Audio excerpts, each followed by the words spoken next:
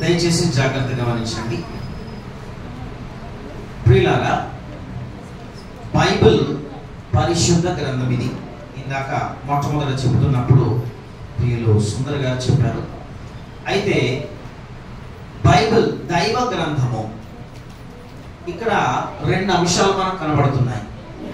ఒకటి బైబిల్ అనేది కనబడుతుంది, రెండవది దైవ గ్రంథం. అయితే రెండు సెషన్స్లో 2 గంటల సేపు ఒకటి బైబిల్ అంటే ఏంటి, తర్వాత దైవ గ్రంథము అని ఎలా నిరూపితమైంది అనేది నేను మాట్లాడతాను. మా అందరికీ తెలిసిందే కదా అని చెప్పి ఈజీగా తీసే పడైన అవసరం లేదు. మరొకసారి నేర్చుకోవడంలో తప్పు లేదు. ఓకేనా? నాకు తెలిసిన విషయాలు నేను గ్రహించి రాసుకున్న నేను సిద్ధపరిచిన విషయాలు మీకు చెప్తాను కనుక జాగ్రత్తగా వినే ప్రయత్నం చేయండి. రైట్. నేను మొట్టమొదటగా బైబిల్ అంటే ఏమిటి, అది ఎలా ఉద్భవించింది, ఓకేనా? బైబిల్ అంటే ఏంటి, అది ఎలా వచ్చింది, బైబిల్ తాలూకా ప్రాముఖ్యత నేను ఫస్ట్ వివరించి అది ఎలా దైవ గ్రంథం అయింది అనేది నేను చెప్తే అప్పుడు మీకు బాగా అర్థమవుతుంది నేను అనుకుంటున్నాను. రైట్. బైబిల్ బైబిల్ అంటే మీరు ఏమనుకుంటున్నారు? ఏమనుకుంటున్నారు చెప్పండి. ఏదో ఒకటి అనేసుకుంటున్నారా? అమ్మ మీరేమనుకుంటున్నారు బైబిల్ అంటే? లేదమ్మా, వినబడట్లేదు నాకు. Very good. దేవుని వాక్యం అని మా పెద్దమ్మ అనుకుంటున్నారు. మీరు చెప్పండి ఏమనుకుంటున్నారు? అదే చెప్పాను, తల దించుకొనిగా ఉండిపోకండి అని చెప్పాను. అడిగినప్పుడు సమాధానం చెప్పండి. ఏదో ఒకటి అనుకుంటున్నావు కదమ్మా, అవి ఏమనుకున్నాను? పరిశుద్ధ గ్రంథం. ఓకే, అదే చెప్పొచ్చుగా మరి. అంతే అనుకుంటున్నారా మీరు? సరే, జాగ్రత్త వినండి. బైబిల్ అంటే నేనేమనుకుంటున్నాను అనేది నేను చెప్తాను, బైబిల్ ఏమనుకుంటుందో అది చెప్తాను. ఫస్ట్ ఆఫ్ ఆల్ బైబిల్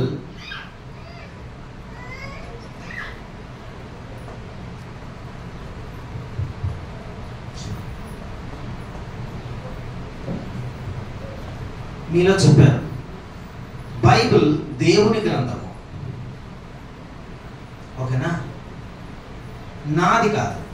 నేను 1500 రూపాయలు ఇచ్చి కొన్నాను. 14,000-1500 డబ్బులు ఇచ్చి కొన్నంత మాత్రాన్ని ఇది నాది కాదు. ఇది ఎవరిదనంటే Bible is the book of God. ఇది బైబిల్ దేవుని గ్రంథము అని నేను అనుకుంటున్నాను.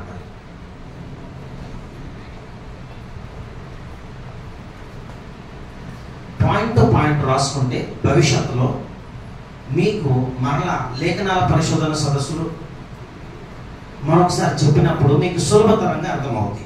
ఓకేనా? మీకు తెలిసిందే కానీ నేను మీరు కూర్చున్నాను, ఎందుకంటే అక్కడ సెట్ చేశారు. మీరు మీతో చెప్పుకోవచ్చు. మీరంతా ఇటు జరగండి ఒకసారి. అమ్మా మీరంతా ఇటు జరగండి, అందరూ జరగండి. అమ్మా జరగమ్మా. సరే, ఏం మీరు రాసుకోరా? రాసుకునే వారికి జరగండి. మీ కూర్చొని జరుపుకోండి. రాసుకునేవారు అలాగే ఉండండి, రాసుకునేవారు ఇటు జరగండి. మీరు రాసుకోరు కదమ్మా, మీరు లేకండి, అటు వెళ్ళిపోండి. రాసుకునేవారు నువ్వు రాసుకోవమ్మా, నీకు అంతా వచ్చిందమ్మా. మీరు రాసుకుంటారా?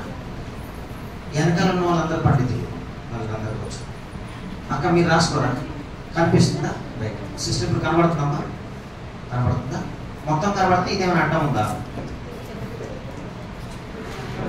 ఓకేనా? రైట్. బైబిల్ దేవుని గ్రంథం. Bible is the book of God. First of all ఇది దైవ గ్రంథం. అంటే దేవుడు రాయించిన గ్రంథం. దేవుడు రాశాడు అని అంటే దేవుడు ఉన్నాడని కదా. అవునా కదా? దేవుడు ఉన్నాడా? ఉంటే కదా రాయించేది. అవునా కదా? అంటే దేవుడు మొట్టమొదటిగా ఉన్నాడు అని నమ్మాలి. నేను రోమన్ అంకె 1లో కొన్ని పాయింట్స్ రాస్తున్నాను, ఇవి రాసుకోండి అంకెల వారీగా. ఒక్కొక్కటి అరటి తొక్క ఒలిచి పండు పెట్టినట్టుగా చక్కగా విభజించే ప్రయత్నం అయితే నేను చేస్తాను, నా వంతు ప్రయత్నం. మీరు బాగా నేర్చుకోండి. ఈవెన్ సండే స్కూల్ పిల్లలు కూడా రాసేసుకోవాలి, ఓకేనా? అల్లని అస్సలు చేయకూడదు, రైట్? అయితే బైబిల్ దేవుని గ్రంథం. దేవుని గ్రంథం అంటే దేవుడు కంపల్సరీగా ఉన్నాడు, అంతే కదా? మరి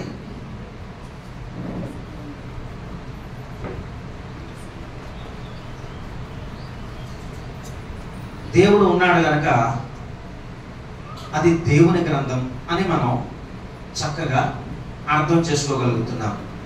అయితే ఈ గ్రంథాన్ని ఎవరి కోసం రాయించాడు?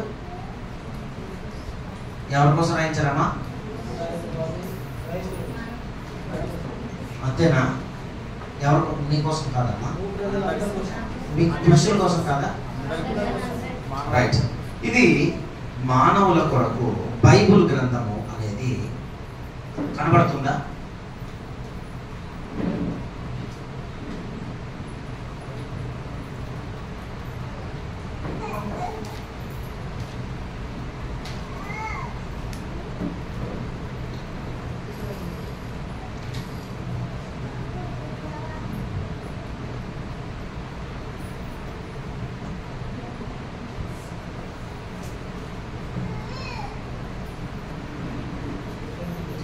మానవుల కొరకు రాసి ఇచ్చిన గ్రంథం.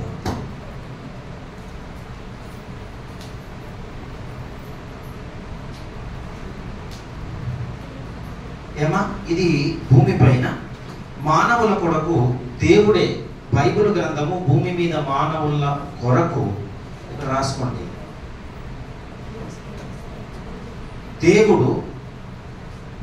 దేవుడు రాసి ఇచ్చిన గ్రంథం, ఓకేనా? దేవుడు రాసి ఇచ్చిన గ్రంథం చక్కగా రాసుకోండి. అయితే నీకులాగా నాకులాగా నమ్మేవారు, దేవుని నమ్ముకున్న వారే ఉన్నారనుకుంటున్నారా? అంటే బైబిల్ నమ్ముకున్న వారే ఉన్నారనుకుంటున్నారా? లేదు, లేరా? ఉన్నారా? ఏమండి, ఎవరు మాట్లాడలేదండి? దేవుడు మా కొరకు రాసి ఇచ్చిన గ్రంథము అని క్రైస్తవులే అనుకుంటున్నారా? వేరే మతస్థులకి, వేరే నమ్మకాలలో ఉన్న వారికి లేవా? ఉన్నాయి. అయితే ఇంకో మాట, ఈ లోకంలో ఎన్నో గ్రంథాలు ఉన్నాయి, బైబిల్ మాత్రమే కాదు, అవునా కాదు? లోకంలో ఎన్నో గ్రంథాలు ఉన్నాయి. నేను అన్ని రాస్తాను.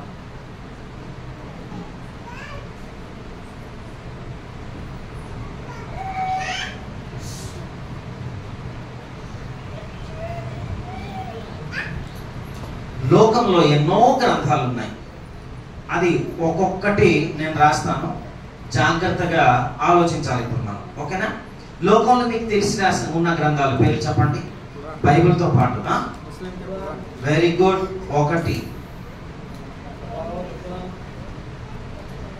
ఒకటి ఖురాన్, రెండవది రైట్ భగవద్గీత, అవునా కదా?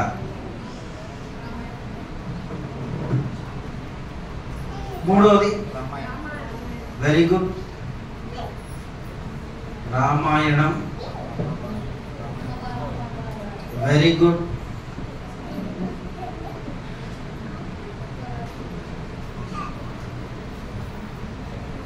మహాభారతం. ఇంకా ఏమైనా ఉన్నాయా?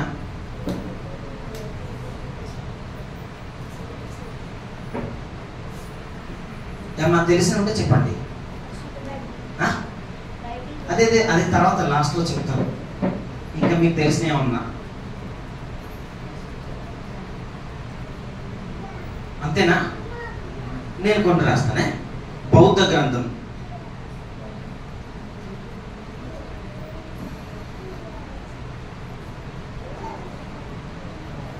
ఇంకా గురు గ్రంథం,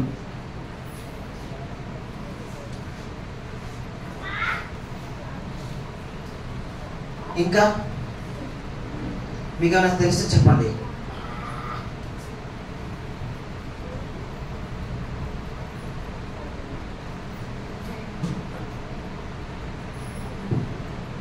జైన గ్రంథం. ఇంకా మీకు తెలిసిన ఉంటే చెప్పండి. ఇంకా కొన్ని దేశాల్లో చాలా చాలా రకాల గ్రంథాలు ఉన్నాయి.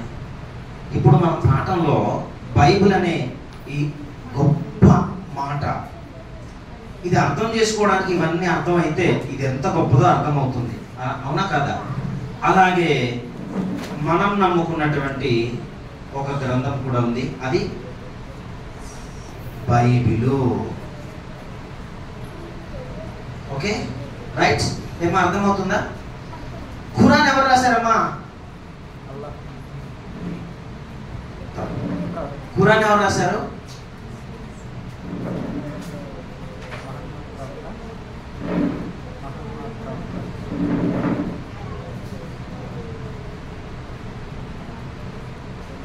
మహమ్మద్ ప్రవక్త రాశాడు, ఒక్కడే రాశాడు. మీరు అర్థం చేసుకోవాలి. ఇప్పుడు ఖురాన్ ఎవరు రాశారమ్మా? ఒక్కడే రాశాడు. భగవద్గీత ఎవరు రాశాడు? మాకెందుకు లేవన్నీ కదా, అవునా కదా?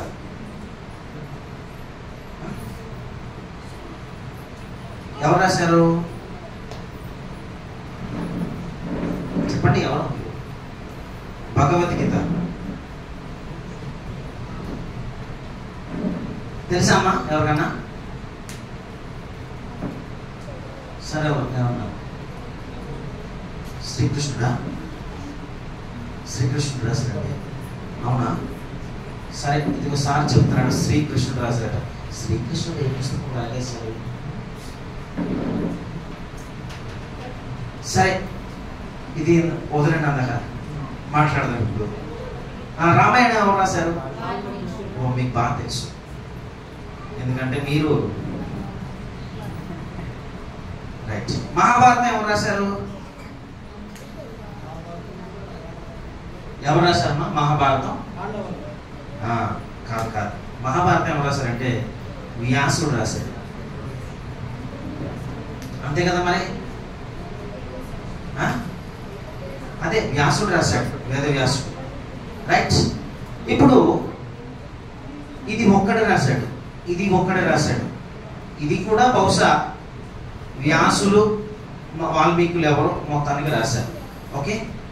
బౌద్ధ గ్రంథం ఎవరు రాశారు? బౌద్ధుడు. అంతే కదా? బౌద్ధుడు లేదా బౌద్ధీయులు, అవునా కదా? వాళ్ళు రాశారు. ఏమా అంటే బౌద్ధుడు అంటే బుద్ధుడు, గౌతమ బుద్ధుడు అంటాం కదా, బుద్ధుడు. అమ్మా ఇది అర్థమవుతుందా? గౌతమ బుద్ధుడు. బౌద్ధ మత గ్రంథం గౌతమ బుద్ధుడు రాశారు, లేదంటే బౌద్ధీయులు రాశారు. ఆ గురు గ్రంథం ఎవరు రాశారు? Very good. ఎవరు రాశారు? బ్రాహ్మణుడా? గురు నానక్.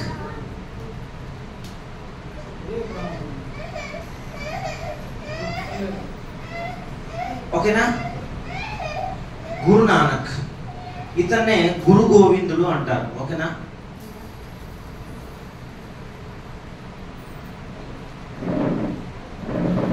గురు గోవిందుడు.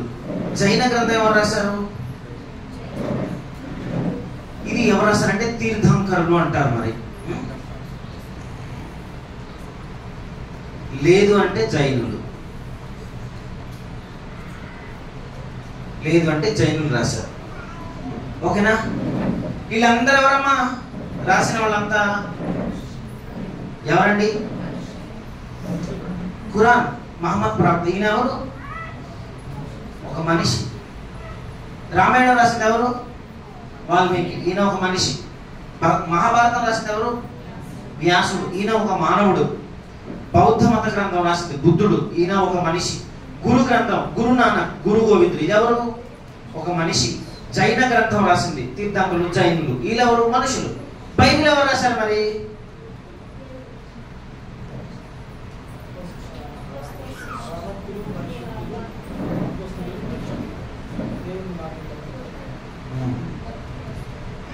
దేవుడే నేస్తామా? బహుశా మీరు అంటారేమోనని నేను వెయిట్ చేస్తున్నాను. ఇది ఎవరు రాశారమ్మా? అంటే ఇది కూడా మనిషి రాశాడు అనమాట అనుకుంటున్నారా?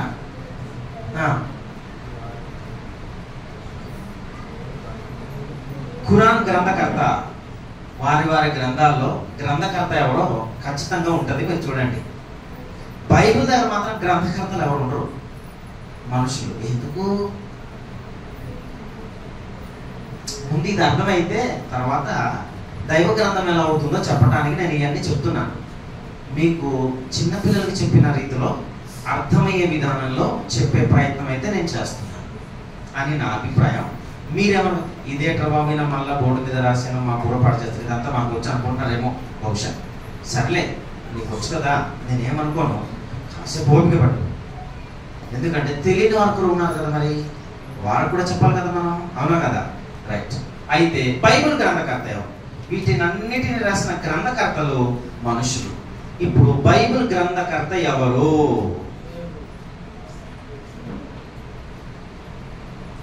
గ్రంథకర్త ఎవరు? ఎవరమ్మా? ఎవరు? అదేంటి అలా అనుమానంగా చూస్తున్నారు? ఈ రోజు వరకు అలా అనుమానంగా చూస్తున్నారంటే మీరు దేవుని బిడ్డలు కాదు. ఎవరమ్మా గ్రంథకర్త? సరే సరే, మోసాన్ని అంటున్నారు. సరే, మీరేమనుకున్నారు? నువ్వేమనుకున్నావు చెప్పమ్మా, అసలు నువ్వేమనుకున్నావు చెప్పిరా. గ్రంథకర్త యేసుక్రీస్తు అమ్మా. రైట్, ఒకరు యేసుక్రీస్తు అన్నారు, ఇంకా దేవుడు చూసి రాశారు. అయితే అదే అదే వెరీ గుడ్, మీకు కొంత అవగాహన వస్తుంది. బైబిల్ గ్రంథకర్త ఎవరు? ఎస్తే నువ్వా? అమ్మో, మీ ఆయన రాశారు అనుకున్నాను. ఇది మరి భయంకరంగా ఉంది. అమ్మ, బైబిల్ గ్రంథకర్త ఎవరు? గట్టిగా చెప్పండి, తెలిసిన వాళ్ళు గట్టిగా.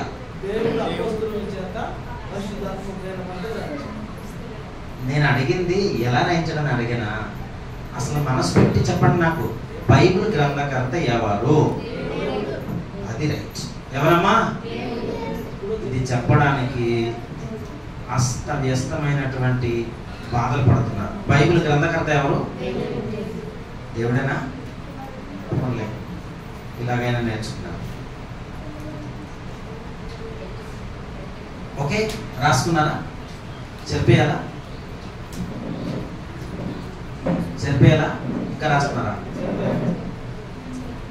ఫోటో తీసుకోవాలనుకుంటే తీసుకోండి.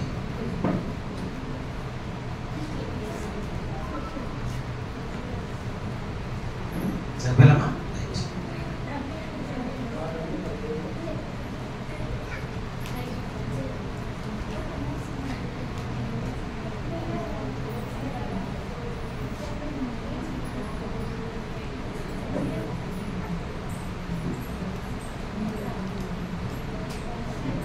రైట్.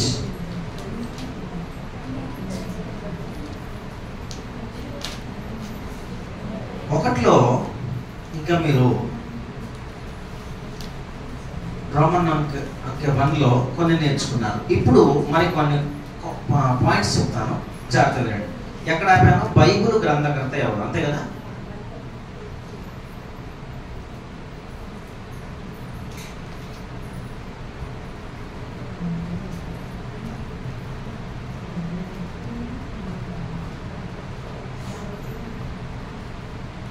బైబిల్ గ్రంథకర్త ఎవరు?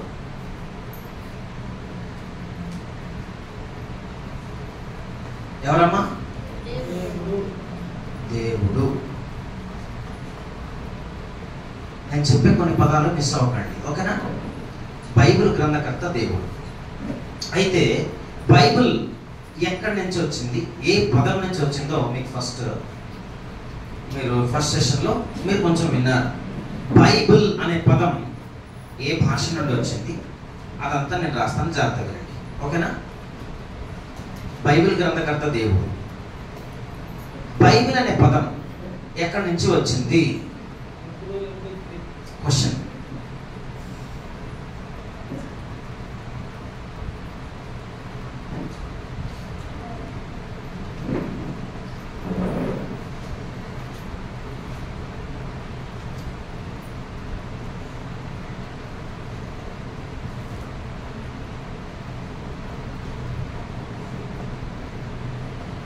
వచ్చింది. దీనికి ఆన్సర్ రాస్తున్నాను, జాగ్రత్తగా మీరు వినండి. మీరు ఇందాక ఏం విన్నారు? ఏమ్మా?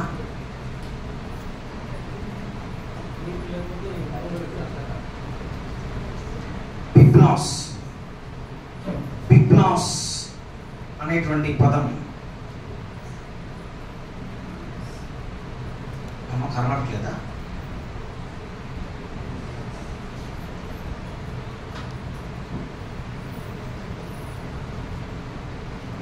ఈ బిబ్లాస్ అనేటువంటి ఈ పదం నుండి బైబుల్ అనేటువంటి పదం వచ్చింది అని మీరు వింటున్నారు కదా, మనం విన్నాం కదా. ఇంకా కొంచెం పూర్తిగా వెళ్దాం, ఓకేనా? కొంచెం క్లుప్తంగా, అంత పూర్తిగా చెప్పలేనేమో కానీ నాకు రాదు, కొంచెం ప్రయత్నం చేస్తాం. అయితే ఈ యొక్క బిబ్లాస్ అనే మాటకు అర్థం ఏంటి అని అంటే, జాగ్రత్త వినండమ్మా.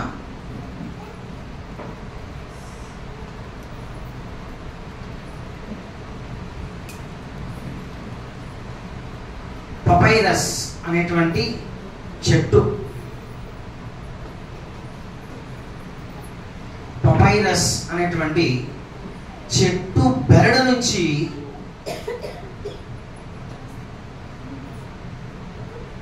చెట్టు బెరడును ఉపయోగించి రాయబడింది. ఈ పపైరస్ అనేటువంటి చెట్టు బెరడు పైనటువంటి వ్రాసినటువంటి మాటలు.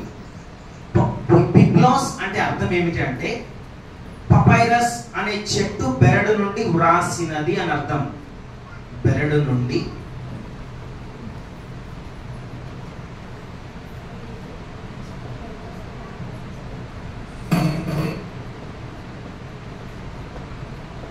అర్థం. బిబ్లాస్ అంటే అర్థం ఏమిటంటే, పపైరస్ అనేటువంటి చెట్టు బెరడు నుండి రాసినది అని అర్థం. బిబ్లాస్ అంటే ఈ పదంలో నుండి బిబ్లియోన్ అనేటువంటి పదం వచ్చింది.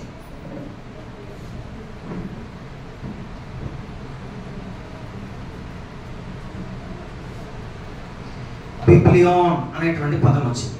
ఈ బిబ్లియోన్ నుండి, ఇది గ్రీక్ వర్డ్ అండి. ఇది బిబ్లాస్ అనేది ఇది గ్రీక్ వర్డ్. ఇది రాసుకోండి ఇక్కడ, ఇది గ్రీక్ వర్డ్. బిబ్లాస్ అంటే పపైరస్ చెట్టు.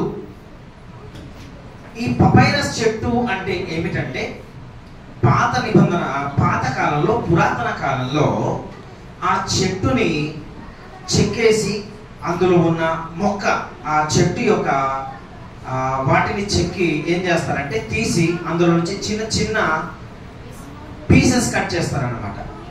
ముక్కలు కట్ చేసి, మీరు బట్టలు కుట్టేటప్పుడు ఏం చేస్తారంటే బట్టలు మొత్తం కట్ చేసేసి ఒక ఆకారంలో ఎలాగైతే తెచ్చి పెడతారో చిన్న చిన్న ముక్కలు కట్ చేసి, అంటే ఇంత ఇంత దుంగలు కాదు నేను అనేది, పలుచగా కట్ చేసేసి ఒక చోట పెట్టి దాన్ని ప్రెస్ చేసి అలాగే ఉంచేస్తారు. ఒక నెల, కొన్ని రోజుల తర్వాత, నెల 2 నెలల తర్వాత అది తీస్తే అది పలుచటి ఒక కాగితంలా ఉంటుంది అన్నమాట. కానీ కాగితం అప్పటికి లేదు.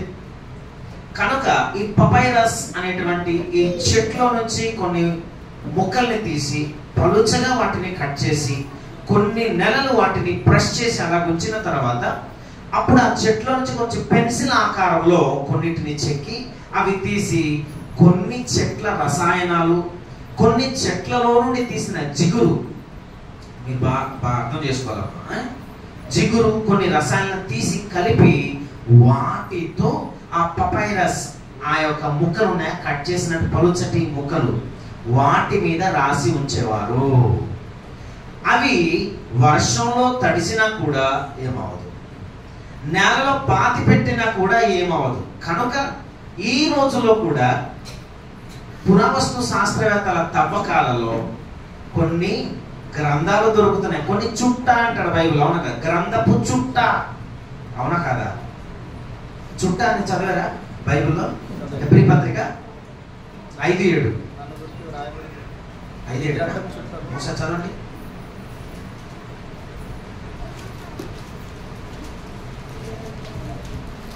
త్వరగా.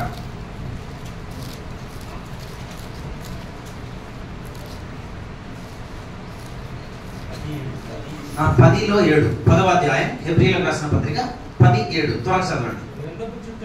గ్రంథపు చుట్టలో నన్ను గూర్చి వ్రాయబడిన ప్రకారం చాలు. గ్రంథపు చుట్టలో, గ్రంథాన్ని చుట్టేస్తే చుట్ట అవుతుంది. అప్పుడు కాగితాలు లేవు, ఇలాంటి కాగితాలు. ఓకేనా? అప్పుడు కాగితాలు లేవు. అప్పుడు అలాంటి పపైరస్ మొక్కల నుంచి కానీ తీసిన ఆ యొక్క చెట్టు బెరల్లో కానీ, తర్వాత వేటి మీద రాసి ఉంచేవారంటే జంతు చర్మాలు. రెండవది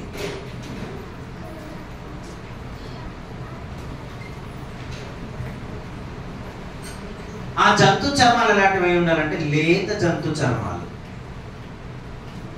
ఓకేనమ్మా?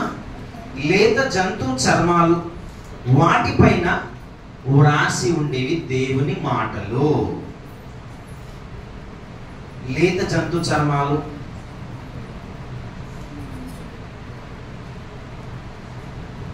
తర్వాత రాతి పలకలు,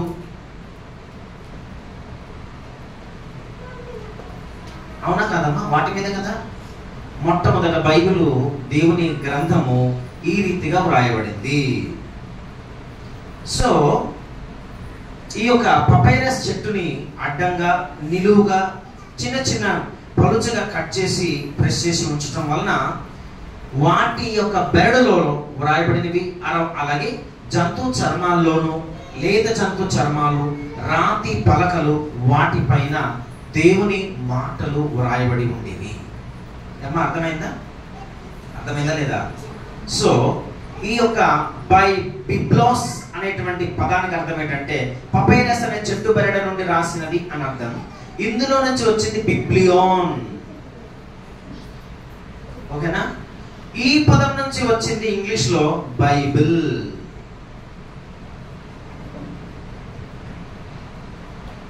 ఓకేనా? తెలుగులో దీన్ని ఏమంటాము? తెలుగులో బైబిల్.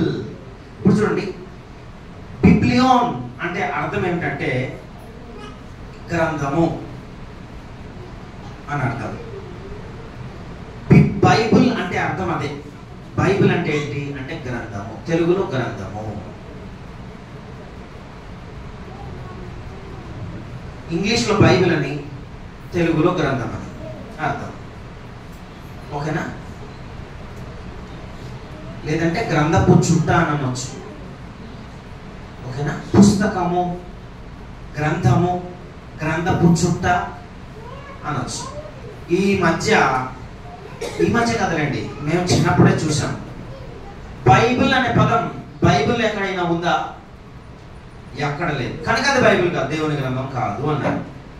మీరు బాగా వినాలి. ఇప్పుడు ఈ మాట నేను ఎందుకు చెప్తున్నానో వినాలి. బైబిల్ అనే మాట బైబిల్ ఎక్కడైనా ఉందా? ఏమా ఉందా? ఉందా లేదా? లేదని వారి చేతులు ఎత్తండి. బైబిల్ అన్నమాట బైబిల్లో లేదు అన్నమాట. ఇప్పుడే చెప్పారు. ఉందా లేదమ్మా? చేతులు ఎత్తండి, గట్టిగా ఎత్తండి, నేను చూస్తాను. బైబిల్ అనే మాట బైబిల్లో ఉందా? ఏమ్మా నువ్వు చెప్పుకో, నాకెందుకు అన్నట్టుగా చూడదు. ఉందా అక్కడ? ఉందా? Very good. పోనీ ఉందట. ఉందా? లేదా? ఇంకా బాగా చెప్పారు. లేదు కదమ్మా? బైబిల్ అంటే ఏంటి అర్థము? గ్రంథం అనే మాట బైబిల్లో లేదా? ఎన్నిసార్లు ఉంది? చాలా సార్లు. ఇప్పుడు బైబిల్ అనే మాట బైబిల్లో ఉందా లేదా? ఉందా? ఉందా లేదా? బైబిల్ అంటే ఏంటి? గ్రంథము. అవునా కాదా? గ్రంథం అనే మాట బైబిల్లో లేదా? బైబిల్ అంటేనే గ్రంథం. గ్రంథం అనే మాట గ్రంథంలో లేకుండా ఉంటుందా? అసలు ఫస్ట్ పేజీ నాకు బ్రదర్ చెప్తున్నప్పుడే పరిశుద్ధ గ్రంథము చూసారా? ఇప్పుడు బైబిల్ అనే మాట బైబిల్లో ఉందా లేదా? ఉందా? Very good. కనుక ఎవరైనా చెప్పారనుకోండి, నువ్వు మనిషివి కదా, 4-5 అడుగులు పొడవు, 6 అడుగులు వెడల్పు, 3 అడుగులు వెడల్పు మనిషి, నీ మీద ఏమైనా మనిషి అనే పేరు ఏమైనా రాసుందా? మరి మనిషి అనే పేరు రాయకుండా నువ్వు ఎలా మనిషి అవుతావు అని అడుగు. నేను కొన్నాను బండి, ఓకే, బండి మీద బైక్ అనే పేరు లేదు కదా, అది బైక్ కాదు, అది డోజర్ అవుతుందా, ఎద్దుల బండి అవుతుందా? అంటే ప్రత్యేకంగా దాని మీద పేరే ఉండనవసరం అవసరం లేదు, కానీ దేవుడు తెలుసండి, అవునా కదా? తెలుసా తెలీదా? ఇంకా స్పష్టంగా మీకు వివరించే ప్రయత్నం చేస్తాను బైబిల్ అంటే ఏంటో, ఓకేనా? చక్కగా వినాలి. కనుక ఈ గ్రంథం సరిపోయేలా రాస్తాను, ఇంకా రాయండి, ఇక్కడ చిన్న ముక్క నేను రాస్తాను. ఒకటి, ఈ బైబిల్ గ్రంథము అనేది ఎవరికి సంబంధించింది అనంటే, ఎన్ని కాలాలకు సంబంధించింది, ఎవరికి సంబంధించిందంటే, బైబిలు అన్ని కాలాలకు మరియు అమ్మ జాగ్రత్త రాసుకోండి మాటలు, మరియు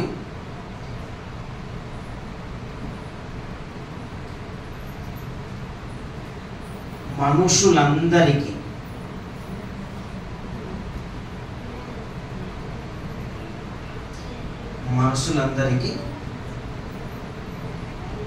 చెందిన పుస్తకము.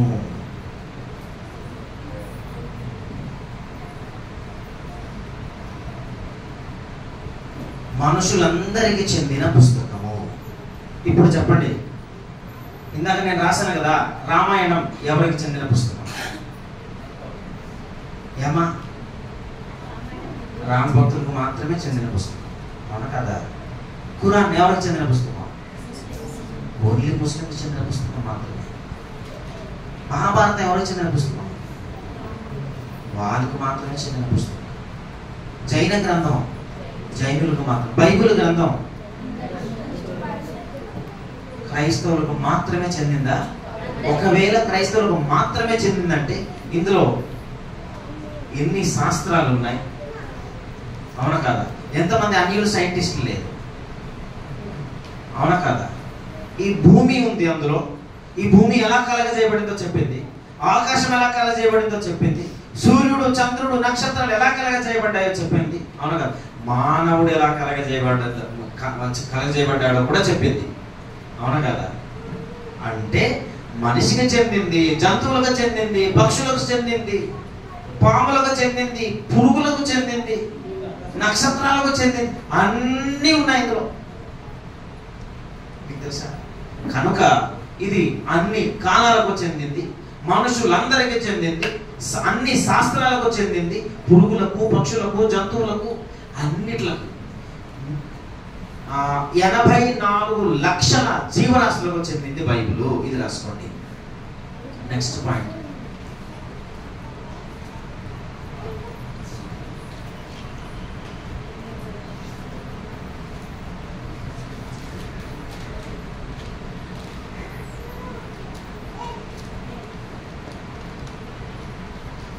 $84 లక్షల జీవరాశులకు చెందిన పుస్తకమే ది బైబిల్. సో బైబిల్ని ఏమనొచ్చు? బైబిల్ని ఏమనొచ్చు?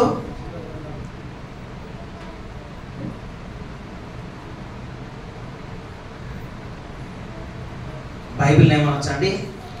నేనైతే అంటాను ఒక మాట రాస్తాను, మరి మీరు రాస్తారో లేదో నాకు తెలియదు. బైబిల్ ఎలాంటి గ్రంథం అంటానంటే unique. Bible is the unique book in the world, అవునా కదా?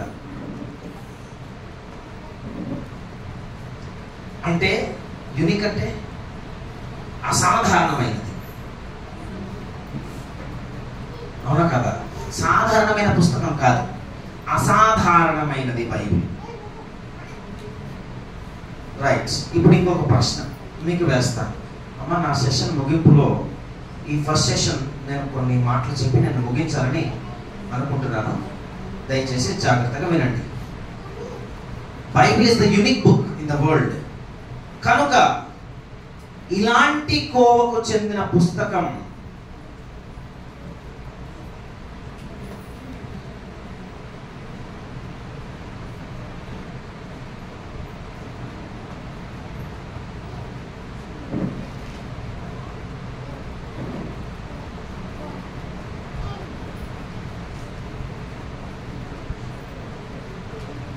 భూమి మీద మరొకటి లేదు. ఏమండి, 84 లక్షల జీవరాశులకు, మనుషులకు, అన్ని కాలాలకు బాగా అర్థం చేసుకోవాలి. అన్ని కాలాలకంటే నేను ఒక డయాగ్రామ్ వేస్తాను, ఒక చిన్న కాలం వేసి డయాగ్రామ్ వేసి నేను చెప్తాను, జాగ్రత్త వినాలి. అంటే అన్ని కాలాలకు, మనుషులందరికీ, పశువులకు, పక్షాదులకు, జంతు జలచరాలకు, 184 లక్షల జీవరాశులకు చెందిన పుస్తకం ఈ భూమి మీద మరొకటి ఏదైనా ఉందా? ఏమా ఉందా? లేదు. అది బైబిల్ అంటేనండి. మీకు అర్థమవుతుందా? బైబిల్ అంటే ఎంత గొప్పదో అర్థమైందా? ఇంకా దాని యొక్క గొప్పతనం అర్థం చేసుకునే ప్రయత్నం చేద్దాం. ఓకేనా?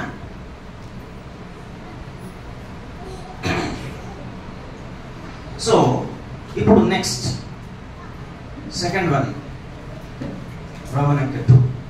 బైబిలు ఎలా కలిగింది?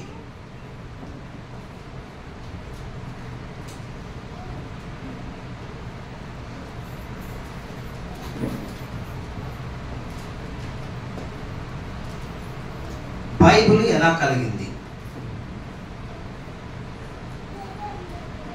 బైబిల్ ఎలా కలిగింది? ఆ పుస్తకాలన్నీ మీరు గుర్తుపెట్టుకోవాలి. పైన రాసిన రామాయణం, మహాభారతం, భాగవతం, జైన గ్రంథాలు, బుద్ధ గ్రంథం, గురు గ్రంథాలు, ఖురాన్, ఇవన్నీ మనసులో పెట్టుకోండి. నేను ఇప్పుడు చెప్పేది జాగ్రత్తగా వినండి. బైబిల్ ఎలా కలిగింది? రైట్, ఇప్పుడు చూద్దాం ఒక మాట. అపోస్తలుడైన పౌలు గారు రాసినటువంటి 2వ తిమోతి పత్రిక 3వ అధ్యాయము 16వ వచనం. ఎవరైనా చదువుతారా? 3వ అధ్యాయం 16వ వచనం. దైవజనుడు సన్నద్ధుడై ప్రతి సత్కార్యమునకు పూర్ణముగా సిద్ధపడి ఉండునట్లు దైవావేశము వలన కలిగిన లేఖనము ఉపదేశించుటకును. చాలు. దైవావేశము వలన కలిగిన, ఉపదేశం అంటే వాక్యం. ఓకేనా? బైబిల్ ఎలా కలిగిందట? దైవావేశం. దైవావేశం అంటే ఏమనుకుంటారమ్మా? దేవుని ఏదొస్తా చెప్పేకండి, నోట్లో ఏదొస్తా చెప్పకుండా కొంచెం ఆలోచన చెప్పండి.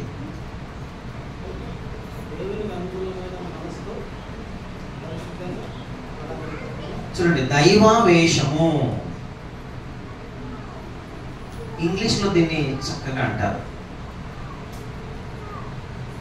By the inspiration.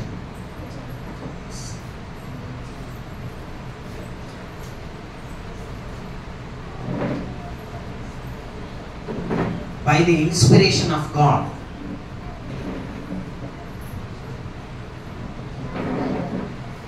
ఓకేనా? By the inspiration of God అంటే దేవుని దైవావేశం, దేవుని ఆవేశం వలన కలిగినది. బైబిల్ ఎలా కలిగినది? దీనికి ఇంగ్లీష్లో ఒక మాట ఉంటుంది, దైవావేశం అంటే గాడ్ బ్రీత్డ్ అని ఉంటుంది.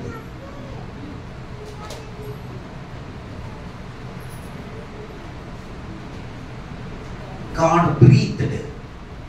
మీరు అర్థం చేసుకోండి. ఇప్పుడు బ్రీత్డ్ అంటే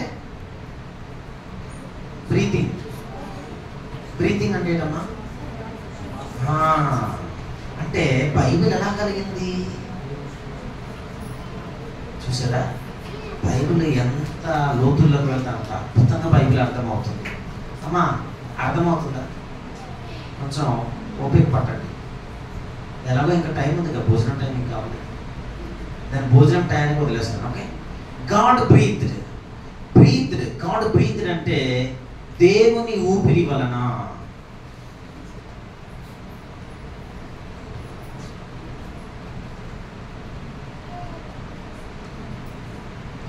దేని వలన? దేవుని ఊపిరి వలన కలిగినది బైబిల్. ఇప్పుడు దైవావేశము అని ఉన్న చోట దీన్ని గ్రీక్లో ఏమని ఉందనంటే, రాస్తాను జాగ్రత్త వినండి.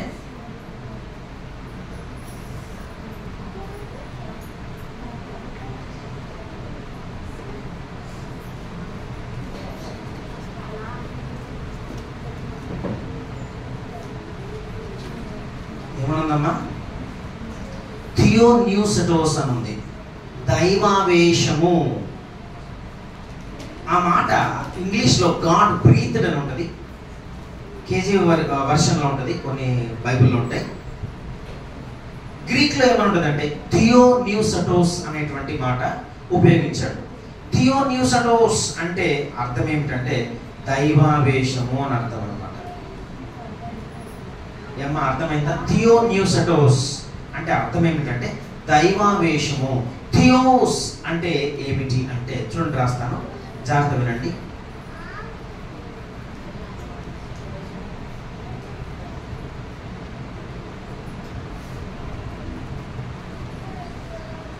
థియోస్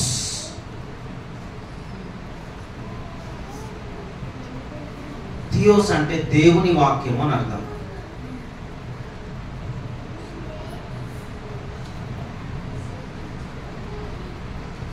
చూడండి, థియోస్ అంటే దేవుని వాక్యం అని అర్థం. ఇక్కడ ఒక మాట వ్రాయబడి నియో న్యూసటోస్ అని, థియో న్యూసటోస్ అని రాసాం కదా. నియో అంటే అర్థం ఏమిటి అని అంటే ఊదుట అని తీసుకోవచ్చు, లేదా దైవికముగా ఊదుట.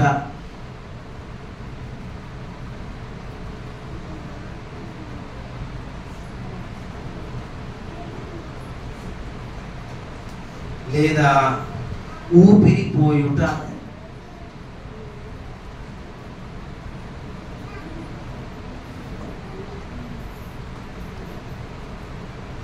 ఊపిరిపోయుట. చూసారా, ఇలా కలిగిందన్నమాట బైబిల్. బైబిల్ ఎలా కలిగింది? దైవావేశము వలన కలిగిన ప్రతి లేఖనం అన్నాడు. ప్రతి లేఖనం దైవావేశం వలన కలిగింది. దైవావేశం అనేటువంటి మాటకు ఇంగ్లీష్లో ఏంటంటే గాడ్ బ్రీత్డ్ అంటాడు. గాడ్ బ్రీత్డ్ అంటే దేవుడు ఊపిరిపోయుట వలన, దేవుని ఊపిరి వలన. దాన్ని గ్రీక్లో థియోన్యూసటోస్ అంటే, థియోస్ అంటే దేవుని వాక్యం, నియో అంటే ఊదుట, దైవికముగా ఊదుట, ఊపిరి పోయుట వలన. అంటే అర్థం ఏమిటి? ఒక వ్యక్తిలో, ఇది చెప్పారమ్మా, రాస్తారా? పైది రాస్తారా? అందరూ చదివేస్తాను చూడండి.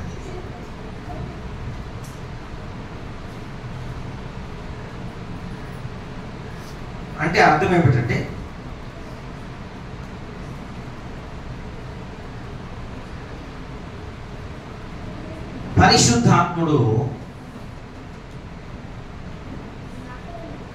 పరిశుద్ధాత్మ ఒక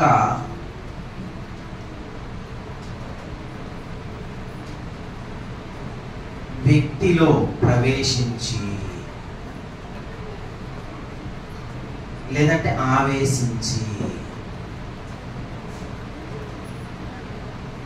ఒక వ్యక్తిలో పరిశుద్ధాత్ముడు ప్రవేశించి లేదంటే ఆవేశించి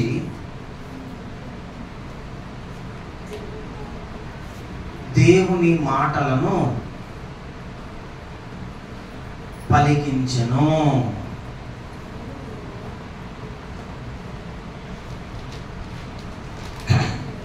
అమ్మా, మీకు ఇప్పుడు అర్థమైందా? దైవావేశము అంటే ఏంటో అర్థమైందా? దైవావేశం అంటే ఏంటంటే దేవుడు ఊపిరిపోయుట వలన. ఓకేనా? గాడ్ బ్రీత్డ్, దేవుని ఊపిరి వలన, దైవికముగా దేవుడు ఊపిరిపోయుట వలన లేఖనాలు కలిగాయి. ఎలా అంటే ఒక వ్యక్తిలో పరిశుద్ధాత్మ ఒక వ్యక్తిలో ప్రవేశించి లేదంటే ఆవేశించి దేవుని మాటలను పలికించెను అనే అర్థాన్ని ఇచ్చేటువంటి మాట థియోన్యూసటోస్. క్లియర్? ఏమో అర్థమైందా? ఇప్పుడు నేను ఒక ప్రశ్న అడుగుతాను మిమ్మల్ని. ఖురాన్ గ్రంథం దైవావేశం వలన కలిగిందా? పరిశుద్ధాత్ముడు ప్రవేశించి ఆవేశించి ఒక వ్యక్తిలో దేవుడు ఆ మాటలు పలికించాడా? ఖురానా ఏ గ్రంథం కలిగింది? రామాయణం, భారతం, జైన గ్రంథాలు, గురు గ్రంథాలు, బౌద్ధుడు రాసిన గ్రంథాలు, ప్రపంచంలో ఏ గ్రంథం అయినా లేదు అని అంటే మనం చదువుకున్నటువంటి పాఠ్య పుస్తకాలు, social, Telugu, Hindi, English, science, mathematics, ఇంకేదైనా ఈవీఎస్ కానీ ఏదైనా కావచ్చు, పరిశుద్ధాత్ముడు ఒక వ్యక్తిలో ప్రవేశించి ఆవేశించి దేవుని మాటలు పలికించిన గ్రంథం ఈ ప్రపంచంలో ఏదైనా ఉందా? అందుకే నేను అంటున్నాను, Bible is the unique book in the world. అవునా కదా? బైబిల్ ఈ ప్రపంచంలో ఒక అసాధారణమైనటువంటి పుస్తకం. అలాంటి పుస్తకం ప్రపంచంలో ఎక్కడ లేదు. అది బైబిల్ అంటే. అలాంటి బైబిల్ గ్రంథాన్ని నేను పట్టుకున్నాను అన్నమాట. నాకు బ్రదర్ చెప్తా, బైబిల్ చదివితే అర్థమవుతుంది, చంకలు పెట్టుకొని వెళ్ళిపోతే ఏమన్నా అర్థం అవుతా? అర్థం అవుతా? ఒక బ్రదర్ ఎవరో చెప్పింది విన్నాను నేను. దరిద్రులు అంటే ఎలాంటి వాళ్ళంటే గట 2-3 రకాల దరిద్రులు ఉంటారట. అది గ్రూప్లో కూడా పెట్టాను, అంతే కదా. ఏంటనంటే వర్షం పడుతుంది, అప్పుడు తెలివైన వాడు ఏం చేస్తాడంటే గొడుగు పట్టుకుని వెళ్తాడు. అవునా కదా? తెలివి లేనివాడు ఏం చేస్తాడు? తడిసి వెళ్ళిపోతాడు. దరిద్రుడు ఏం చేస్తాడు? గొడుగు ముడిచేసి చక్కలు పట్టుకొని తడిసి వెళ్ళిపోతాడట. అవునా కదా? వర్షం పడుతుందని తెలుసు, గొడుగు ముడిచేసి చక్కలో పెట్టేసి తడిసి వెళ్ళిపోతాడు. ఏదో తడిసిపోతాడు, వర్షం పడుతుంది కదా, నీ చక్కలో గొడుగుంది కదరా, మరి ఎందుకు తడుస్తున్నావు అంటే వాడి పేరే దరిద్రుడు అన్నమాట. ఇప్పుడు నువ్వు నేను ఎవరో ఒకసారి చెప్తారా? బైబిల్ చదువుతున్నామా? బైబిల్ చక్కలో పట్టుకుని వెళ్ళిపోతాం. బైబిల్ ఎప్పుడు కూడా మంచిగా పెట్టుకొని ఇలాగే పెట్టుకుని వెళ్తామండి. అబ్బా ఎంత భక్తులాగో. అర్థమేటో తెలుసా? దాన్ని చదవకుండా ఇక్కడ పెట్టి మళ్ళీ ఇలా పట్టుకోమండి. బైబిల్ ఇలా పట్టుకోం, ఇలా చివరి అసలు పట్టుకోం, ఇలా కదా పట్టుకుంటామా? ఎలా పట్టుకుంటాం? ఇది స్టైల్. అవునా కదా? ఇప్పుడు నాకు తెలిస్తే కదా అర్థమయ్యేది మనకి. అవునా కదా? అవునా? తెలిసిన వాడు జ్ఞానవంతుడు. సంకలు పట్టుకొని ఆ రోజు ఆదివారం బైబిల్ పట్టుకొని ఇప్పుడు చెప్పేది. బైబిల్ కూడా తీయమండి కొన్ని సందర్భాల్లో. చెప్పినప్పుడు కూడా బైబిల్ తీయం, అలా మూసేసి. జిప్పు ఉంటే చక్కగా జిప్పు కూడా తీయం, అసలు బయట మాత్రం జస్ట్ కనిపిస్తుంది అంతే. ఎవరు మీరు? అలాగని నేను అనట్లేదండి, నా మీద లేకపోతే ఇది అవుతారు. ఏదో ఒకటి అనుకోండి, మాత్రం నేను చెప్పాను, ఉదాహరణకు మాత్రమే చెప్పాను నేను. మా అమ్మ లాలిపాప. సరే, ఇంకొక మాట చెప్తాను, ఇది చెప్పి ముగిస్తాను. ఓకే, ఈ సెషన్ ముగించాలి, కానీ చాలా అద్భుతమైనటువంటి విషయాలు ఉన్నాయి, చాలా ఉన్నాయి. ఇవన్నీ చెప్పగలనా అనిపిస్తుంది. బైబిల్ అంటే అంత మ్యాటర్ ఉందా? ఆ ఒక్క చిన్న పదంలోనే చాలా ఉన్నాయి. నేను టైం వేస్ట్ చేసుకుని తలుచుకోలేదు. రైట్, చదివానండి. ఇప్పుడు రెండవ మాట ఒకటి చూద్దాం. పేతురు గారు రాసినటువంటి 2వ పత్రిక 1వ అధ్యాయం. పేతురు గారు రాసినటువంటి 2వ పత్రిక 1వ అధ్యాయం 20-21 వచనాలు తొందరగా చదవండి. ఒకడు తన ఊహను బట్టి చెప్పుట వలన లేఖనములో ఏ ప్రవచనమును పుట్టదని మొదట గ్రహించుకొనవలెను. ఏలయనగా ప్రవచనము ఎప్పుడునూ మనుషుని ఇచ్చను బట్టి కలుగలేదు గాని మనుషుడు పరిశుద్ధాత్మ వలన ప్రేరేపింపబడిన వారై దేవుని మూలంగా పలికిరి. చా ఊహను బట్టి చెప్పుట వలన. దీనికి కూడా కొంచెం ఎక్స్ప్లెనేషన్ ఉంది. మరి బైబిల్ కలగలేదు, ఓకేనా?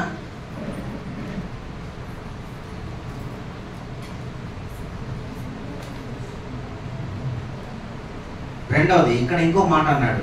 ఏమన్నాడు? బైబిల్ ఎలా కలగలేదట? ఊహను బట్టి చెప్పుట వలన బైబిల్ కలగలేదు. రెండోది అక్కడ ఏమన్నాడమ్మా?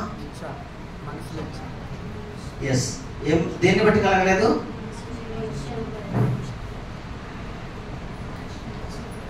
చదవండి గట్టిగా. మనిషిని ఇచ్చను బట్టి కలగలేదు. ఇచ్చను బట్టి బైబిల్ కలగలేదు. తర్వాత దేనివల్ల కలిగింది మరి? 3 పాయింట్లు ఇక్కడ చెప్పబడ్డాయి. ఈ ఒకే వచనంలో 3 పాయింట్లు చెప్పబడ్డాయి. దేన్ని బట్టి కలిగింది మరి? మనుషులు పరిశుద్ధాత్మ వలన ప్రేరేపింపబడిన వారే దేవుని మూలంగా పలికిరి. పరిశుద్ధాత్మ వలన అంటే మనుషులు కూడా రాయలేదన్నమాట. అవును కదా? డైరెక్ట్ గా మనుషులు రాయలేదన్నమాట. పరిశుద్ధాత్మ వలన ఏం చేయబడ్డారు?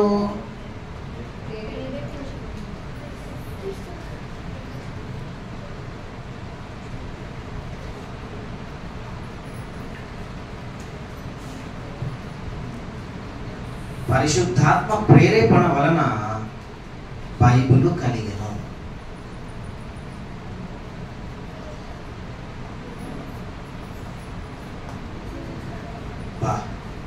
ఎంత మంచి గ్రంథాన్ని మనం కలిగి ఉన్నాం.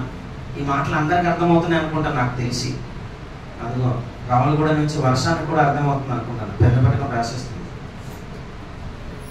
ఓకే అమ్మా,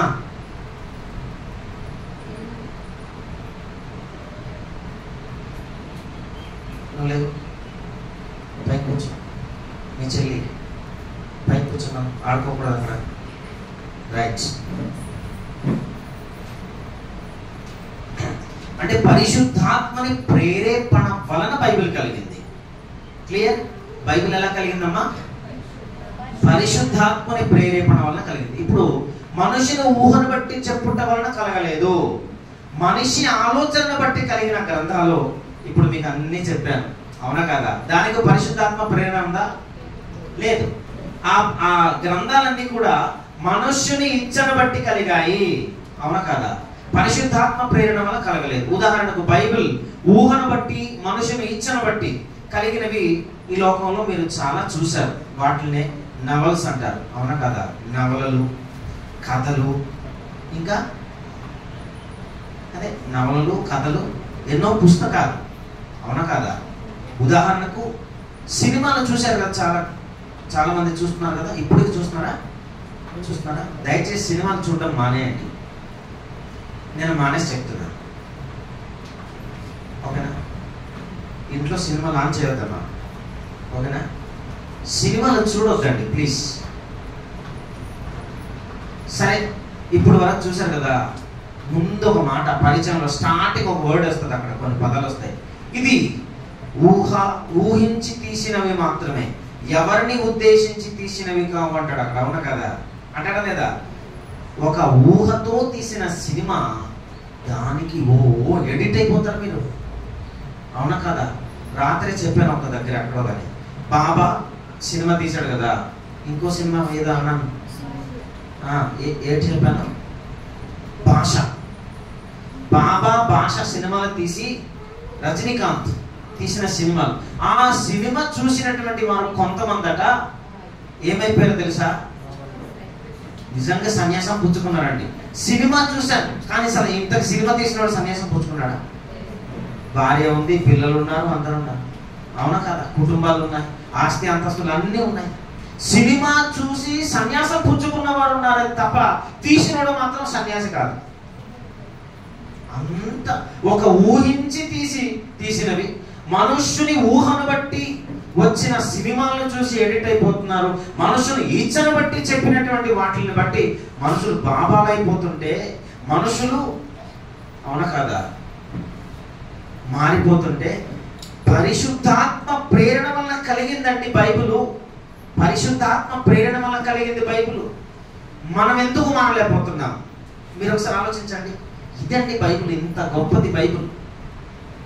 పరిశుద్ధాత్మ ప్రేరణ వల్ల కలిగిన బైబిల్ మనని ఏమి చేయలేకపోతుందా? చేయట్లేదు. సీను అనే సినిమా తీసాడు ఎవరో, వెంకటేష్ గారు అనుకుంటారు. అక్కడ 4గా కోసేసుకున్నాడట. అక్కడ 4గా కోసేసుకుంటే వీరాభిమాని వెళ్ళి 4 కోసేసుకున్నాడట.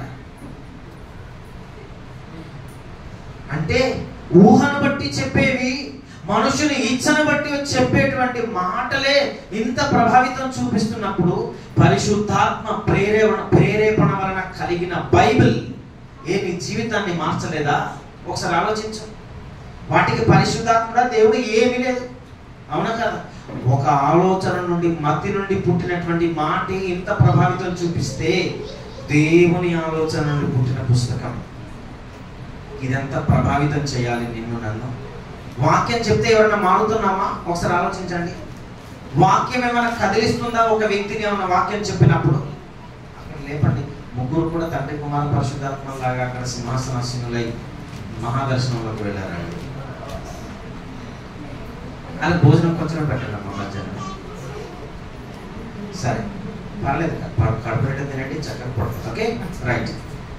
ఇటు వినాలి. ఇప్పుడు అమ్మ ఇది బైబిల్ అంటే. ఇలాంటి బైబిల్ నిన్ను నన్నేమన్నా మార్చుతుందా? మార్చగలుగుతుందా? అయినా మనకు చలనం లేదు, మాట్లాడము, వినము. మనం ఎవరో తెలుసా? కళ్ళుండి చూడని విగ్రహాలు లాంటి వాళ్ళం అన్నమాట. నోరుండి మాట్లాడని విగ్రహాలు, ముక్కుండి వాసన కూడా రాదు మనకి. వాసన వస్తుందా ఏమన్నా ఇక్కడి నుంచి? లేదు. కాళ్ళు చేతులుండి కదలని సవాలు. ఏమండి, మనకి దేవుడు ప్రేమించి ఎంత గొప్ప గ్రంథం, పరిశుద్ధ గ్రంథం, జీవ గ్రంథం. ఇలాంటి గ్రంథాన్ని కలిగిన వాళ్ళు మనం ఎలా ఉండాలి ఒకసారి ఆలోచించండి మీరు. ఓకే, అంటే by the inspiration of Holy spirit.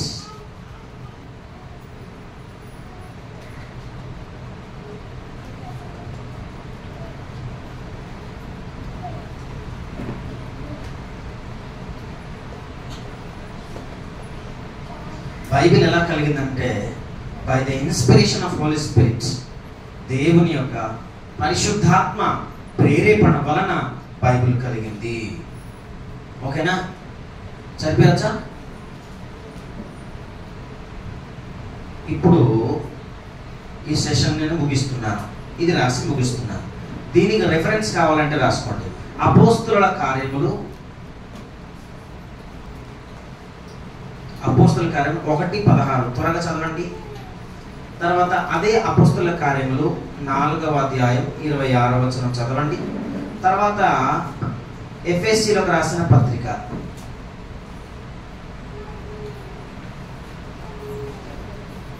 ఎఫెసీ పత్రిక 3:5 తొందరగా చదవండి. సహోదరులారా, యేసును పట్టుకున్న వారికి త్రోవ చూపిన యూదాను గూర్చి పరిశుద్ధాత్మ దావీదు ద్వారా పూర్వము పలికిన లేఖనము నెరవేరవలసి ఉండేది. చాలు. పూర్వము దావీదు ద్వారా కూడా దేవుడు పరిశుద్ధాత్మ ద్వారా పలికించిన లేఖనము అన్నాడు. 4:26 వచనం చూడండి. అపోస్తుల కార్యములు. ప్రజలెందుకు వ్యర్థమైన ఆలోచనలు పెట్టుకొనిరి, ప్రభువు మీదను ఆయన క్రీస్తు మీదను భూరాజులు లేచిరి, అధికారులను ఏకముగా కూడుకొనిరి అని నీవు పరిశుద్ధాత్మ ద్వారా మా తండ్రి పరిశుద్ధాత్మ ద్వారా మా తండ్రి నీ సేవకుడైన దావీదు నోట పలికించితివి. అంటే పూర్వ ప్రవక్తల నోట కూడా పలికించింది ఎవరు? దేవుడు. ఎవరి ద్వారా? పరిశుద్ధాత్మ ద్వారా. ఓకేనా? ఇప్పుడు ఎఫెసీ 3:5 చదవండి. ఎఫెసీలకు రాసిన పత్రిక. ఇక్కడ క్లియర్ గా ఒక పిక్చర్ అర్థమైపోతుంది మనకి. చదవండి తొందరగా. ఈ మర్మం ఇప్పుడు ఆత్మ మూలముగా దేవుని పరిశుద్ధులకు అపోస్తలులకును ప్రవక్తలకును బయలుపరచబడి ఉన్నట్టుగా. అపోస్తలులకును ప్రవక్తలకును ఎలా బయలుపరచబడిందట? ఏమా? ఆత్మ మూలముగా. ఆత్మ మూలంగా అంటే పరిశుద్ధాత్మ మూలంగా బయలుపరచబడినది. అంటే అపోస్తలులు కానీ ప్రవక్తలు కానీ వారి సొంత ఆలోచనను బట్టి, ఊహను బట్టి, వారి ఇచ్చను బట్టి బైబిల్ గ్రంథము రాయలేదు. ఎలా రాశారు? పరిశుద్ధాత్మ ద్వారాగా, పరిశుద్ధాత్మ మూలముగా, పరిశుద్ధాత్మ ప్రేరేపణ ద్వారాగా రాశారు. అయితే సింపుల్గా మీకు ఒక చిన్న డయాగ్రామ్ లాగా ఒక మాట చెప్పి నేను ముగిస్తాను. 1 గంట కల్లా ముగించేస్తాను ఈ సెషన్. ఓకే, జాగ్రత్తగా వినండి. మీరు ఇప్పుడు వరకు విన్నది ఈ బొమ్మ ద్వారాగా ఈజీగా అర్థమైపోవాలన్నమాట.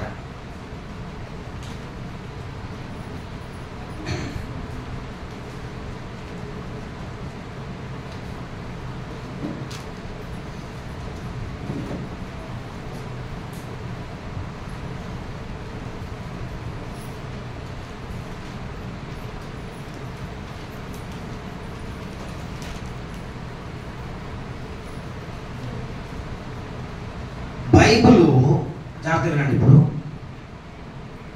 బైబిల్ రాయించిన వ్యక్తి ఎవరంటే, రాయించింది ఎవరంటే గ్రంథకర్త. ఎవరు? దేవుడు. బైబిల్ గ్రంథకర్త ఎవరమ్మా?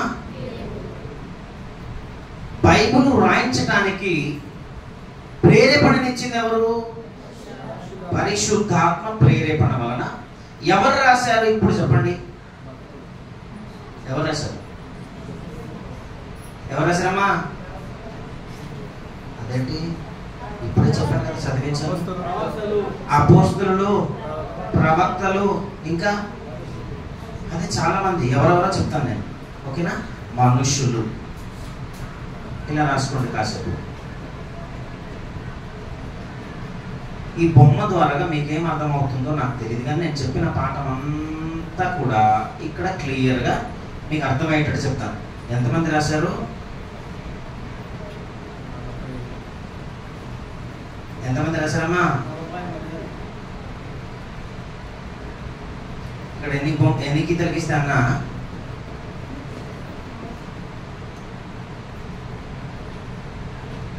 ఎంతమంది రాశారమ్మా బైబిల్ని? ఎలా రాశారమ్మా? రాసింది ఎవరు? రాయించింది ఎవరు? ఎవరి ద్వారా రాయించాడు? పరిశుద్ధాత్మ ప్రేరేపణ ద్వారాగా మనుషులు రాశారు. వారి ఇష్టం వచ్చినట్టుగా వాళ్ళు రాయలేదు. ఎంతమంది రాశారమ్మా? సుమారుగా 40 మంది రాశారు. అవునా? ఎన్ని పుస్తకాలు రాశారమ్మా?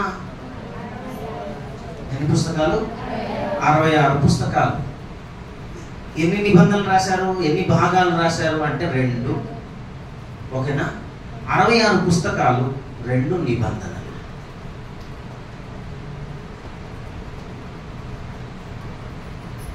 మీకు అర్థమవుతుందా? 40 మంది భక్తులు రాశారు, 66 పుస్తకాలు రాశారు.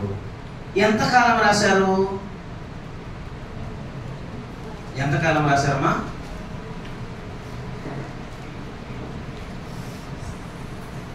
సరే, ఇది మీకు అర్థమైందా? గ్రంథకర్త దేవుడు. ఓకేనా? ఈయన గ్రంథకర్త.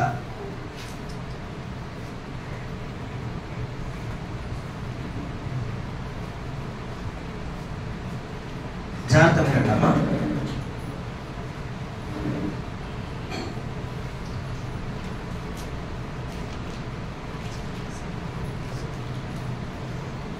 రాసింది ఎవరమ్మా? ఎవరు రాసింది? మనుషులు. జాగ్రత్తగా రాసింది మనుషులు. ప్రేరేపించింది ఎవరు?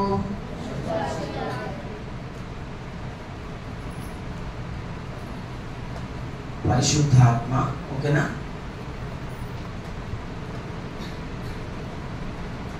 రాయించింది ఎవరు?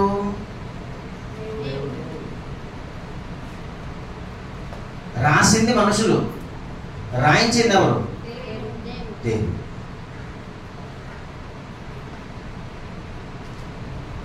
దీనికి మూలం గ్రంథకర్త. మూలం ఎవరన్నమాట? ఏమ్మా? ఈ గ్రంథానికి మూలకారకులు ఎవరంటే దేవుడు. రాయించింది దేవుడు. అవునా కదా? ప్రేరేపించింది పరిశుద్ధాత్మ, రాసింది మనుషులు.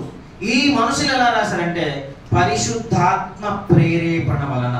పరిశుద్ధాత్మ మనుషులను ప్రేరేపించింది. ఎంతమంది సుమారుగా రాశారు? ఎంతమందిని ప్రేరేపించింది అంటే 40 మందిని. 40 మందిని ప్రేరేపించి ఎన్ని గ్రంథాలు రాయించారు? 66 గ్రంథాలు రాయించారు. అందులో ఒకటి కొత్త నిబంధన, రెండవది పాత నిబంధన. క్రొత్త నిబంధన, పాత నిబంధన. ఈ గ్రంథం ఇలా వచ్చిందనమాట. మీకు అర్థమైంది అనుకుంటున్నాను. అర్థమైందా లేదా? 10 నిమిషాలు ఉంది. ఆ 10 నిమిషాలను కూడా వినియోగించుకుంటాను. క్లియర్? చదివేయమంటారా? ఈ బొమ్మ కూడా ఇలా వేసుకోండి, మీకు ఫ్యూచర్లో అర్థమవుతుంది సింపుల్గా. ఇప్పుడు సండే స్కూల్ పిల్లలకు కూడా అర్థమవుతుందా విచ్చు? మీరు చెప్పేయగలరు కదా ఇది? అంటే సులభతరంగా ఎలా చెప్పాలి, బైబిల్ అంటే ఏంటి, ఎలా చెప్పాలి అనే విధానాన్ని బాగా ఆలోచించి తెలుసుకొని ఈరోజు మీ ముందుకు వచ్చాను, ఈజీగా అర్థం అవ్వాలని. ఓకేనా? రైట్. చెప్పవచ్చా? కాసేపు ఉంచాలా?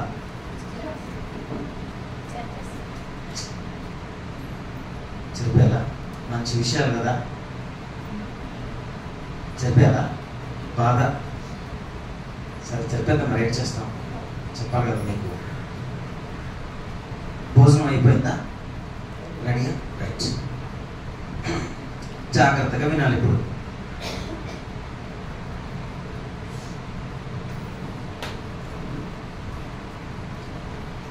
అమ్మ జాగ్రత్త వినండి. బైబిల్ ఎంతకాలం రాయబడిందని చెప్పాను? ఎంతమంది రాశారమ్మా? బాగా చెప్పండి కరెక్ట్గా. ఎంతమంది రాశారు? 40 మంది గ్రంథకర్తలు. అంటే గ్రంథకర్త ఒకడే, 40 మంది రాశారు. ఎంతకాలం పట్టింది బైబిల్ రాయడానికి? సుమారు చెప్తాను చూడండి.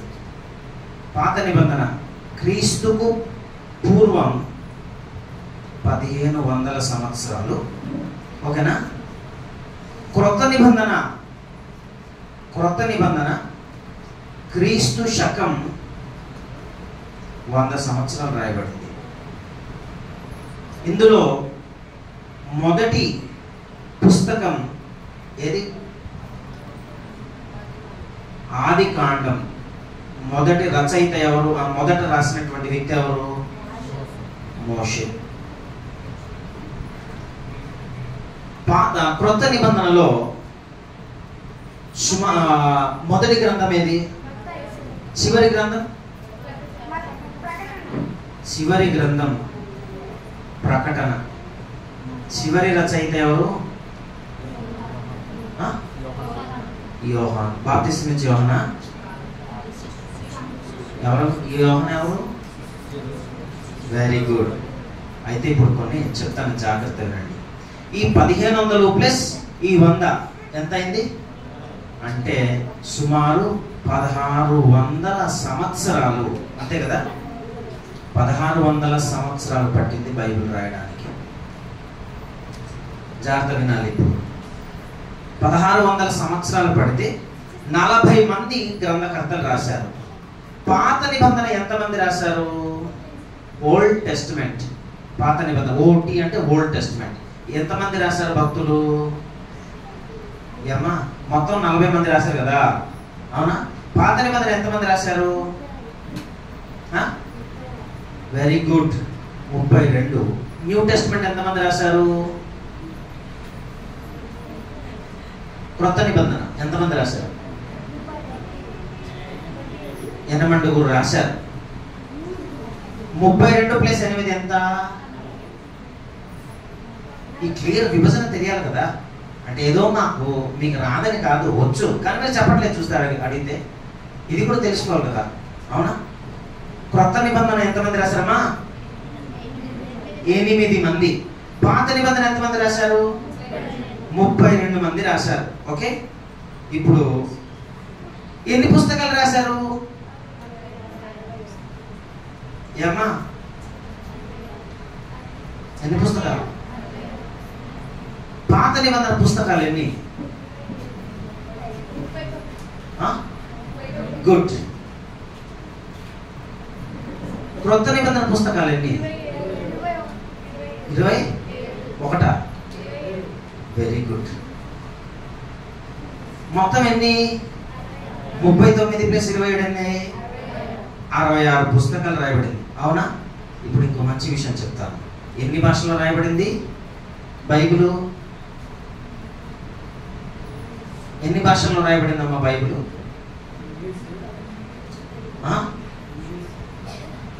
చాలు, thank you. English, Telugu, Malayalam, Urdu, Kannada, Oriya, ఇప్పుడు మళ్ళీ పీటీజీ భాషలో కూడా రాయబడుతుంది, అవునా? నేను అది అడగలేదు.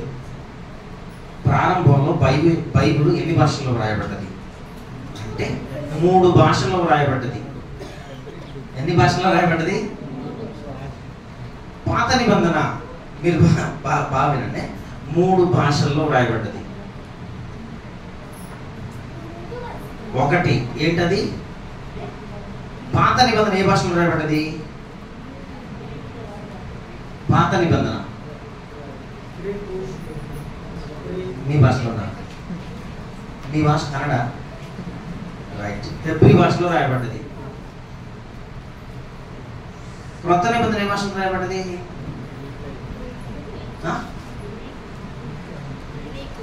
గ్రీక్.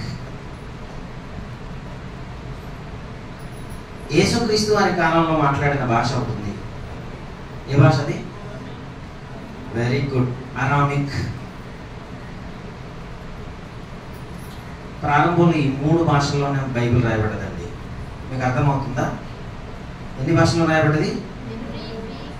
అప్పుడు ఎన్ని ఖండాలు ఉన్నాయో తెలుసా బైబిల్ రాయబడేటప్పుడు? హెబ్రీ, గ్రీక్ భాషల్లో, అరమిక్ భాషలో రాయబడేటప్పుడు. అరమిక్ అంటే యేసుక్రీస్తు కాలం, అవును కదా?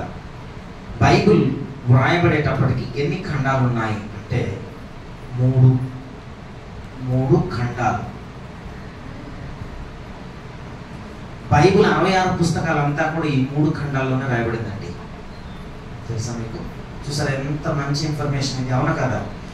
ఆది కాండం నుంచి ప్రకటన గ్రంథం వరకు ఎన్ని ఖండాల్లో రాయబడ్డాయి అంటే 3 ఖండాల్లో రాయబడ్డాయి, 3 భాషల్లో రాయబడ్డాయి. ఇప్పుడు బోలుడు భాషలు. ఇప్పుడు ఎన్ని ఖండాలు ఉన్నాయి? 7, అవునా? బైబిల్ కంప్లీట్ అయ్యేటప్పటికి 3 ఖండాలు. ఒకటి చెప్తారు ఎవరన్నా? 3 ఖండాల్లో బైబిల్ రాయబడింది. ఆ 3 ఖండాలు వెరీ గుడ్. మీరు చెప్పేస్తారా?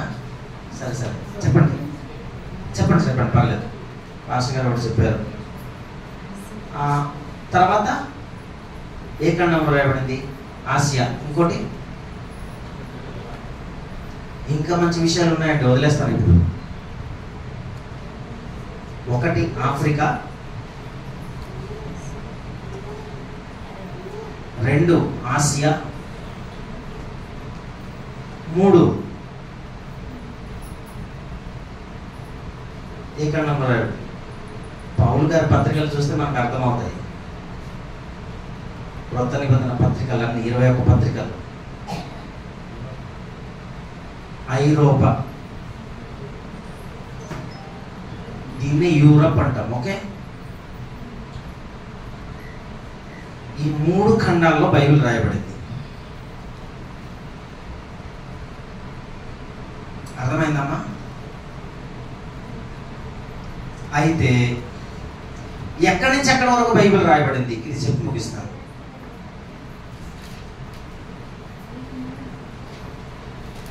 ఎక్కడి నుంచి ఎక్కడి వరకు బైబిల్ రాయబడింది? సృష్టి ఆరంభం నుంచి మొదలైంది, అవునా కదా? సృష్టి ఆరంభం నుంచి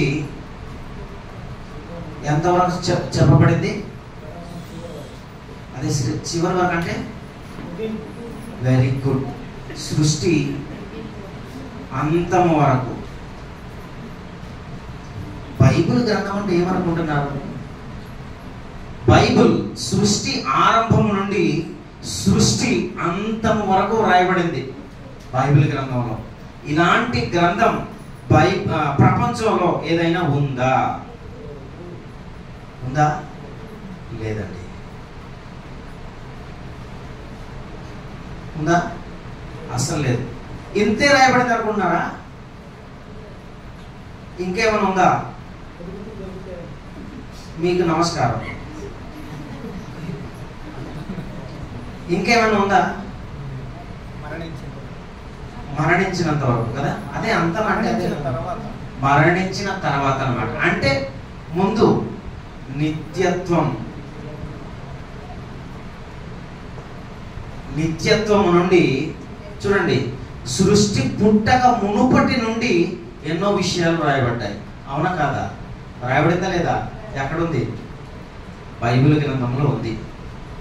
ఎఫెసీ 1:4-6 సృష్టి పుట్టక ముందు, ఈ సృష్టి ఆరంభానికి ముందు ఏం జరిగిందో చెప్పబడింది అక్కడ. అవునా కదా? అవునా? అదండి బైబిల్ అంటే. తర్వాత ఎంతవరకు చెప్పింది? సృష్టి అంతం వరకే కాదు, మన అంతం వరకే కాదు, తర్వాత చచ్చిపోయిన తర్వాత స్థితిలో కూడా చెప్పింది. మళ్ళా నిత్యత్వం నుండి నిత్యత్వం వరకు చెప్పబడిందండి. Bible what a wonderful book. అవునా కదా? అందుకని బైబిల్ని నేను ఏమంటానంటే, Bible is the unique book in the world. ఈ ప్రపంచంలో బైబిల్ అసాధారణమైనటువంటి పుస్తకం. అందుకని ఒక శాస్త్రవేత్త అంటాడు, ఏమనంటాడో తెలుసా? నేను చెప్పి ముగిస్తాను, మరలా ఇదే కంటిన్యూషన్ చేస్తాను. ఆ ఖండాల్లో ఏ గ్రంథాలు రాయబడ్డాయి, ఆఫ్రికా ఖండంలో ఏ గ్రంథాలు రాయబడ్డాయి, ఆసియా ఖండంలో ఏ గ్రంథం రాయబడింది, యూరప్ ఖండాల్లో ఏ గ్రంథాలు రాయబడ్డాయి, అరమిక్ భాషలో బైబిల్ రాయబడిందా, ఇప్పుడు మన చేతిలో ఉన్న బైబిల్లో అలాంటి మాటలు ఏమైనా ఉన్నాయా, గ్రీకులో ఏమన్నా ఉన్నాయా, హెబ్రూలు ఏమన్నా ఉన్నాయా, ఇవి కూడా నేను వివరించి సెకండ్ సెషన్తో ప్రారంభిస్తాను. నాకు సెకండ్ సెషన్లో చాలా ఎక్కువ టైం కావాలి. ఓకేనా? అయితే మీరు ఇక్కడ జాగ్రత్తగా వినండి. ఒక శాస్త్రవేత్త అన్నాడు, అతను ఎవరంటే ఇసాక్ గారు. ఇసాక్ అంటే నువ్వు కాదు. ఆయన ఏమన్నాడు తెలుసా? బైబిల్ ఎలాంటిదో తెలుసా? బైబిల్ ఎలాంటిదంటే ఈ ప్రపంచంలో 1,000,000 ఆలోచనల కొలువు అన్నాడు. 1,000,000 ఆలోచనల కొలువే కాదు, ఈ ప్రపంచంలో మిగిలిన పుస్తకాలన్నిటికి పుట్టినిల్లు ఏదంటే బైబిల్. ఇందులో నుంచి ఏ పుస్తకమైనా పుట్టాలట. ఆ వ్యక్తి అన్నాడండి, నేను అనలేదు ఆ మాట, ఒక పెద్ద సైంటిస్ట్ అన్నాడు. ఏమన్నాడంటే, ప్రపంచంలో ప్రతి పుస్తకానికి పుట్టినిల్లు బైబిల్. ఆ పుస్తకాల మధ్య నుండి బైబిల్ నడిచొస్తుంటేనట ఆ పుస్తకాలు, ప్రపంచ పుస్తకాలన్నీ కూడా బైబిల్ ముందు సాష్టాంగ పడాల్సిందే అన్నాడు ఆయన. బైబిల్ ముందు మోకరించి సాష్టాంగ నమస్కారం చేయబడేటువంటి, పూజలు అందుకుంటున్నటువంటి గ్రంథం ప్రపంచంలో మరొకటి ఏదైనా ఉందా అంటే అది బైబిల్ మాత్రమే. ఇలాంటి పరిశుద్ధ గ్రంథం దేవుడు మనకు అందించాడండి. అది బైబిల్ అంటే. అవునా కదా? ఇంకొక సైంటిస్ట్ కూడా ఒక మాట అంటాడు. ఏమంటాడో తెలుసా? నేను తుగిగ్గా చెప్తాను, ఇది బోర్డు మీద రాయను, జాగ్రత్త వినండి. ఏమన్నాడంటే, science is the process of thinking God's thought after him. God's thoughts after him. Science is the process of thinking God's thoughts after him. అంటే అర్థం ఏమిటంటే, సైన్స్ అంటే దేవుని ఆలోచనల గురించి ఆలోచింపజేసేటువంటి ప్రక్రియ అన్నాడు. దేవుని ఆలోచనల గురించి ఆలోచింపజేసే ప్రక్రియనే సైన్స్ అంటారు అన్నాడు. ఇది అన్నమాట ఎవరో తెలుసా? జర్మన్ సైంటిస్ట్ జోనస్ కెఫ్లర్ అనేటువంటి సైంటిస్ట్ అన్నాడు. ఇది కావాలంటే మీరు గూగుల్లో వెళ్ళి సెర్చ్ చేసుకోండి. ఈ కొటేషన్ కొట్టిన తర్వాత ఈ సైంటిస్ట్ అన్నాడా లేదా అని. చూసారా? బైబిల్ గురించి నీవు నేను అనుకున్నటువంటి చిన్న చిన్న అభిప్రాయాలు కాదు, బైబిల్ గురించి ఉన్నతమైన అభిప్రాయాలు. ప్రపంచంలో పెద్ద పెద్ద శాస్త్రవేత్తలు ఒప్పుకున్నగా లేనిది. నీకు నాకు ఎందుకు బైబిల్ అంటే చులకనైపోయింది, ఆదివారానికే పరిమితమైన పుస్తకం అయింది. ఒకసారి ఆలోచించండి. ఇంకొక వ్యక్తి అన్నాడు, ఎవరంటే ఆల్బర్ట్ ఐన్స్టీన్. బైబిల్ గురించి ఏమన్నాడో తెలుసా? అది కూడా చెప్తాను, చెప్పి ముగిస్తాను. The more I study science, the more I believe in God. The more I study science, the more I believe in God. అంటే నేను ఎంత ఎక్కువగా సైన్స్ చదివితే అంత ఎక్కువగా దేవుణ్ణి నమ్ముతానండి. నేను ఎంత ఎక్కువగా సైన్స్ చదివితే అంత ఎక్కువగా దేవుణ్ణి నమ్ముతాను. ఎవరో కాదు, ఆల్బర్ట్ ఐన్స్టీన్. ఆ ఐన్స్టీన్ మెదడుకి కొన్ని వేల కోట్ల నజరాన పలికారు. ఏంటంటే ఈ మెదడు నాకు అమర్చాలంటే, ఈ తలకాయ నన్ను అమర్చాలి, ఈ తలకాయ నాకు అమర్చాలని చెప్పి పోటీ పడిన ప్రపంచం శాస్త్రవేత్తల జాబితాల్లో అగ్రగణ్యుడు ఆల్బర్ట్ ఐన్స్టీన్. అవునా కదా? ఆ వ్యక్తే బైబిల్ గురించి ఇలాంటి అభిప్రాయాన్ని వెళ్ళవిచ్చాడు. నేను సైన్స్ ఎంత ఎక్కువ చదివితే అంత ఎక్కువగా దేవుడు ఉన్నాడని నమ్ముతాను, దేవుణ్ణి నమ్ముతాను అనే వ్యక్తి బైబిల్ గురించి ఇచ్చిన స్టేట్మెంట్స్. నీవు నేనేమనుకుంటున్నాం బైబిల్ గురించి? మనకి ఇన్ని విభజనలు మనకేం తెలియదు. మనం ఏం నేర్చుకున్నాం? బైబిల్ అంటే ఏంటి అని నేర్చుకుంటే పరిశుద్ధ గ్రంథం, కొంత ఇచ్చట కొంత అచ్చట యెహోవా వాక్యం వచ్చును. ఆ బిబ్లోస్ అనేటువంటి మాట తీసి అది ఎలా చదవాలంటే పరిశీలించి పరిశోధించి చదవాలి. అందులో ఏముందంటే నిత్య జీవం ఉంది కనుక చదవాలి. అంతవరకు సాగిపోయావా నువ్వు? ఇలాంటి మహానుభావుల జీవితాల నుండి వెలువరించినటువంటి అమూల్యమైన ఆణిముత్యాల లాంటి దేవుని మాట, బంగారం మూట, అలాంటి మాటలు వారు అనగా లేనిది మనకెందుకు సరైన విభజన బైబిల్లో తెలియలేదు. ఇలాగా విభజించటం సృష్టి ఆరంభం నుంచే బైబిల్ రాయలా, సృష్టి ఆరంభం నుండి సృష్టి అంతం వరకు తెలియజేసింది బైబిల్. అంత మాత్రమే కాదు, నిత్యత్వం, సృష్టి పుట్టక మునుపటి స్థితి అంటే నిత్యత్వం అంటే కాలమే లేని స్థితి. కాలం పుట్టలేదప్పటికీ, కాలమే లేని స్థితి నుండి కాలము లేని స్థితి వరకు తెలియజేసేదే బైబిల్. అది ఎంత కాలం పట్టిందంటే ధర్మశాస్త్రం అంటే సుమారుగా పాత నిబంధన 39 పుస్తకాలు క్రీస్తు పూర్వం 1500 సంవత్సరాల నుండి రాయబడింది. అంటే సుమారుగా 1500 సంవత్సరాలు పాత నిబంధన, సుమారుగా 100 సంవత్సరాలు క్రొత్త నిబంధన, రెండు కలిపితే 1600 సంవత్సరాల కాలం బైబిల్ రాయబడింది. ఖురాన్ ఎంతకాలం రాయబడింది చెప్పండి నాకు? ఎంతమంది రాశారు? ఒక్కలే రాశారు. ఎంతకాలం రాశారు? ఆయన జీవిత కాలంలో 2-3 సంవత్సరాలు బస్ కంప్లీట్. రామాయణం ఎంతకాలం రాశారు? ఒక్కలే రాశారు. ఎంతకాలం రాశారు? 2-3 సంవత్సరాలు. ఒక జీవిత కాలంలోనే రాయబడింది రామాయణం. భారతం, బౌద్ధ గ్రంథాలు, జైన గ్రంథాలు, ఈ మత గ్రంథాలన్నీ ఒక జీవిత కాలంలో, ఒక వ్యక్తే ఒక జీవిత కాలంలో 2 లేదా 3 సంవత్సరాలు కంప్లీట్ చేశారు. కానీ బైబిల్ 1600 సంవత్సరాల కాలం పట్టింది. అదండి బైబిల్ అంటే. బైబిల్ ఎక్కడి నుంచి స్టార్ట్ చేసినట్టు? సృష్టి ఆరంభం నుండి సృష్టి అంతం వరకు మాత్రమే కాదు, నిత్యత్వం నుండి నిత్యత్వం, సృష్టి ఆరంభానికి ముందటి స్థితి నుంచి సృష్టి అంతమైపోయిన తర్వాత స్థితి వరకు కూడా తెలియజేసేది బైబిల్. 16 మంది రాశారు. ఖురాన్ ఒక్కడే రాశాడు. బైబిల్ ఎంతమంది రాశారు? 66 మంది రాశారు. అవునా కదా? ఎంతకాలం రాశారు? 1600 సంవత్సరాల కాలం రాశారు. ఎక్కడైనా తప్పులు ఉన్నాయా? ఒక్కడే రాశాడు, ఒక జీవిత కాలంలో రాశాడు, 2-3 సంవత్సరాలు రాశాడు కనుక ఎక్కడ తప్పులు ఉండవు. అవునా కదా? కనుక చూసి రాసుకుంటారు. ఏ పుస్తకమైనా అంతే. 1600 సంవత్సరాలు. ఒకరు బతుకున్న కాలంలో ఇంకొకరు లేరు. అవునా కదా? గ్రంథకర్తలు ఒకరు బ్రతుకున్న కాలంలో ఇంకొకరు లేరు. కానీ ఎలా రాశారు? ఈయన చెప్పిన సంగతులే క్రొత్త నిబంధనలు, పాత నిబంధనలు ప్రస్తావించిన సంగతులు క్రొత్త నిబంధనలు కూడా యాజ్ యూజువల్గా అలాగే రాశారు. ఎలా రాశారు? గ్రంథకర్త ఒక్కడు గనక. మీకు అర్థమైందా? ఆ ఒక్కడు దేవుడు గనక ఎక్కడ తప్పు దొరకకుండా బైబిల్ని ఎలా రాయించాడంటే కొనసాగింపు, కంటిన్యూషన్గా రాయించాడు. బైబిల్ చరిత్ర చెప్తాను మీకు నెక్స్ట్ సెషన్లో. గూస్ బంప్స్ లేచి నిలబడాలన్నమాట. అంతటి బైబిల్ చరిత్ర, బైబిల్ సైంటిఫికల్ ఎవిడెన్స్ మీకు కొన్ని చూపిస్తాను తప్పక. ఎందుకంటే బైబిల్ దైవ గ్రంథం అని నిరూపించడానికి ఎలా నిరూపించాలి? ముందు ఇవి మనం తెలుసుకోవడానికి ఈ సెషన్ అంతా టైం పట్టేసింది. నాకు ఇది కూడా సరిపోదు. సెకండ్ సెషన్లో కూడా నాకు గంట సరిపోదు. ఇంకా బ్రీఫ్ అండ్ చాలా క్లియర్గా మీకు ఇవ్వాలనుకుంటున్నాను. కనుక మీరు జాగ్రత్త వినండి. 66 పుస్తకాలు 1600 సంవత్సరాల కాలం రాశారు. పాత నిబంధనను 32 మంది భక్తులు రాశారు. క్రొత్త నిబంధన 80 రాశారు. రాసింది 40 మంది. 32 + 8 40. 66 పుస్తకాలు. పాత నిబంధన 39 గ్రంథాలు, క్రొత్త నిబంధన 27 పుస్తకాలు. మొత్తం కలిపితే 66. ఎన్ని భాషల్లో బైబిల్ రాయబడిందంటే హెబ్రీ, గ్రీక్, అరామిక్ భాషల్లో బైబిల్ రాయబడింది. ఎన్ని ఖండాల్లో బైబిల్ రాయబడింది అంటే ఆఫ్రికా ఖండం, ఆసియా ఖండం, ఐరోపా ఖండాల్లో బైబిల్ రాయబడింది. అవునా కదా? ఇంత చరిత్ర కలిగినది బైబిల్. ఇలాంటి బైబిల్ నీకు నాకు ఏమర్థమైంది? ఏమన్నా అర్థమైందా? అర్థమైన దయచేసి. ఇంత జ్ఞానం అర్థం కాకపోతే మనల్ని ఎవ్వరు బాగు చేయలేరు. నిజమేనండి. బయట దొరకవు, ఖచ్చితంగా చెప్తున్నాను. బయట దొరకని విషయాలు. అవునా కదా? కేవలం బైబిల్ మాత్రమే చెప్పగలిగే విషయాలు ఇవన్నీ కూడా. కనుక ఈ మాటలు జాగ్రత్తగా వినండి. విన్న తర్వాత బైబిల్ని బాగా అర్థం చేసుకునే ప్రయత్నం చేయండి. Thank you very much. అందరికీ వందనాలు.